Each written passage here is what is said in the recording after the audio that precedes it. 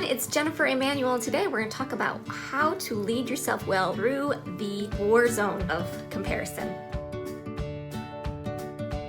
Today I have 5 things for you on how to lead yourself well when you find yourself in the war zone of comparison. It's one of those things that rears its ugly head now and again. So the most important thing is that we have to realize what is going on in our hearts and be ready with some action steps to get rid of them. So the first action step I really believe is the most important is not to remember who you are, but whose you are. Are you spending daily time in the Word to help you remember the promises that God has given you while you're here on earth to do the work that He's given you to do? The more that you focus on whose you are versus who you are, the less room there is in the brain. People comparison monster come out. Number 2, how to get out of the war zone of comparison. I think that it's super important to have the right perspective that we have been given certain gifts, and my gifts are not the same as your gifts. Whenever you're comparing your gifts to the other person's gifts, and the gifts are 2 separate things. You can't compare oranges and apples ever. They're both gifts, but they're both different, right? And so knowing your gifts, and the reason why you've been given your gifts is so that you can go out and touch the world. You can be God's feet here on the earth, making a big difference for those people that you come in contact with. Number 3, I always think that it's super important to have relationships with people that are older and wiser than you, people that are further down the path of their life's journey. Think about how you thought about things 20 years ago, 10 years ago.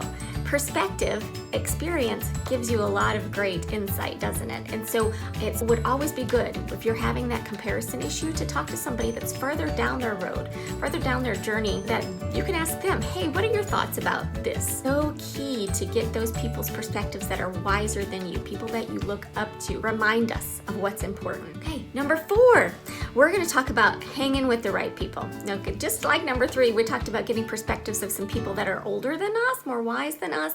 It's important that you hang out every day with people who get it. And you know what I mean by who get it. Running from the whole comparison monster, the same as you. Breaking free of the terror of comparison. When you're hanging out with these people, you want to make sure that they are ones that lift other people up. That there's no gossip, no talking about other people, no tearing people down, because you can tell immediately the inside of somebody's soul based on how they think of other people. And so getting out of the comparison game, be happy for what other people have achieved. Lift them up, cheer them on. Not only will it make you more friends, but it'll also let that joy come out and marinate all the people's lives you touch. Okay, number 5. This is pretty much the bottom line when it comes to the comparison game. I think comparison always keeps us running because the fear comes in and it's asking us, am I good enough? Am I fitting in? Rolls us in this herd mentality when really other people are so busy leading their lives, they don't really have time. They don't really care about what you're doing, how you dress, how you talk, the ways that you're using your gifts. That's really not on their radar at all. They're focused on themselves. Is that not the truth? So the comparison lie that the enemy puts out there is really just supposed to be a distraction, as a distraction from what is the truth and what is important.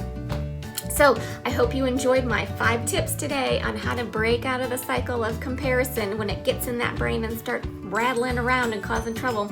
Be sure you watch next time, and if you like what I'm talking about, be sure that you subscribe below. Have a great day, everyone. At all. They're focused on themselves. Is that not the truth? So the comparison lie that the enemy puts out there is really just supposed to be a distraction. So I hope you enjoyed my 5 tips today on how to break out of the cycle of comparison when it gets in that brain and start rattling around and causing trouble. Be sure you watch next time, and if you like what I'm talking about, be sure that you subscribe below. Have a great day, everyone.